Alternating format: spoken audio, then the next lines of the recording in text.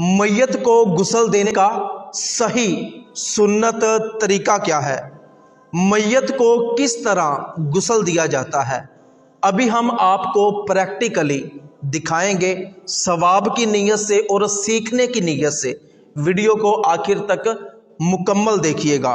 तो चले शुरू करते हैं। जिस तख्ते पर मैयत को गुस्ल देना हो उस तख्ते पर मैयत को कपड़े उतार कर लेटा दें और मैयत की नाफ से लेकर मैयत के घुटनों तक ये सतर का हिस्सा है, इस सतर के हिस्से को किसी मोटे कपड़े से छुपा दें ताकि मैयत का सतर नजर ना आए, बेपर्दगी ना हो। मैयत को गुस्ल देने के लिए एक टब में बेरी के पत्तों वाला नीम गर्म पानी लें। मैयत के ऊपर पानी डालने के लिए साथ एक बर्तन, डोंगा वगैरह लें, एक साबुन ले लें और थोड़ी सी रुई ले लें। इसके बाद आपने सबसे पहले मैयत को इस्तिंजा करवाना है। मैयत को इस्तिंजा करवाने के लिए सबसे पहले अपने हाथ पर दस्ताना वगैरह, कपड़ा वगैरह, कोई शापर वगैरह लपेट लें। मैयत को इस्तिंजा करवाने के लिए आपने अपना बायां हाथ इस्तेमाल करना है। फिर आपने क्या करना है कि मैयत के जो सतर के हिस्से पर आपने कपड़ा डाला हुआ है उस कपड़े के नीचे से अपना हाथ दाखिल करें और मैयत की आगे वाली और पीछे वाली शर्मगाह को साफ करें। ज़रूरत पड़ने पर मैयत को आप करवट के बल भी कर सकते हैं, मैयत की टांग वगैरह भी उठा सकते हैं। खूब अच्छे तरीके से इस्तिंजे वाली जगह को साफ करें, पानी बहा दें। मैयत को इस्तिंजा करवाने के बाद आपने जो दस्ताना, कपड़ा या शोपर वगैरह अपने हाथ पर चढ़ाया हुआ था उसको निकाल कर कचरे में फेंक दे। इसके बाद आप अपने हाथों को अच्छे तरीके से धो लें।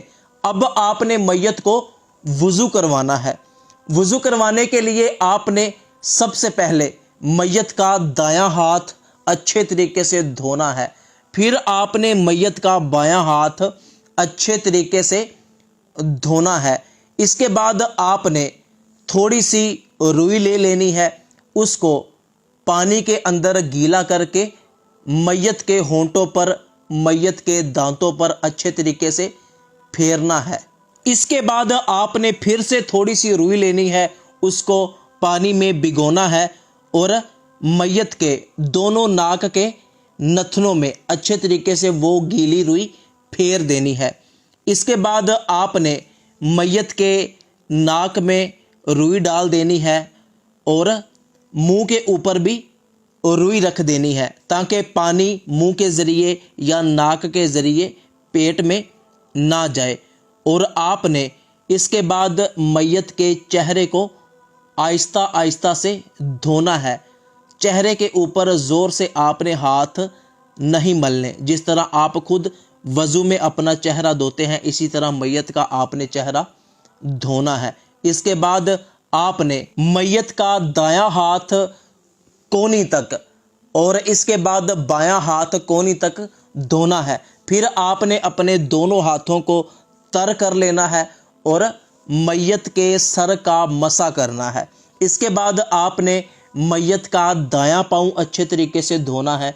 फिर आपने मैयत का बायां पाँव अच्छे तरीके से धोना है। अब आपने मैयत को इस तरह बाईं करवट पर लेटाना है कि मैयत का दायां कंधा ऊपर आ जाए। याद रहे कि जो कपड़ा मैयत की सतर वाली जगह पर है वो कपड़ा वहां से हटने ना पाए। अब आपने बर्तन में पानी लेकर मैयत के कंधे से लेकर पैरों की तरफ सारे जिस्म पर बहाना है कि इस तरह के दाएं कंधे पर अच्छे तरीके से पानी बह जाए। इसके बाद आपने मैयत को दाईं करवट पर लेटा देना है कि मैयत का बायां कंधा ऊपर आ जाए। अब आपने मैयत के बाएं कंधे पर अच्छे तरीके से पानी बहाना है, बाएं कंधे से लेकर सीधा पैरों की तरफ। फिर आपने मैयत को सीधा लेटा देना है। अब आपने मैयत के सर से लेकर पैरों तक अच्छे तरीके से मैयत के ऊपर पानी बहाना है, यहाँ तक कि एक भी बाल खुश्क ना रह जाए।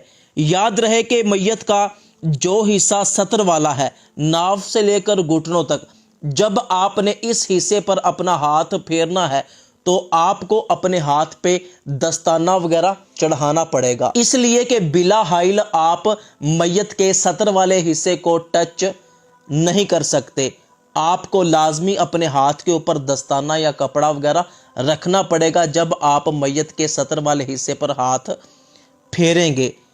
ये बात भी याद रहे कि जब आपने मैयत के सतर वाले हिस्से पर पानी डालना है तो कपड़ा उठाकर भी डाल सकते हैं, इस तरह के आपकी नज़र मैयत के सतर वाले हिस्से पर ना पड़े, और कपड़े के ऊपर से भी डाल सकते हैं जबकि आपको यकीन हो कि कपड़ा अपने ऊपर से पानी को अच्छे तरीके से नीचे ले जाएगा और मैयत का सारा जिस्म पानी के साथ गीला हो जाए, पानी वहां पर बह जाए।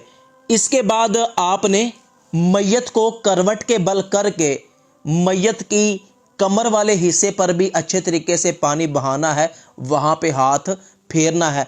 अगर किसी जगह आपको शक है कि जिस तरह मैयत की टांगों के दरमियान वाला हिस्सा या मैयत की बगलें वगैरह वहां पर पानी अभी तक नहीं लगा, तो मैयत के बाजू को उठाकर आप मैयत की बगलों के नीचे से भी पानी ज़रूर बहाएं।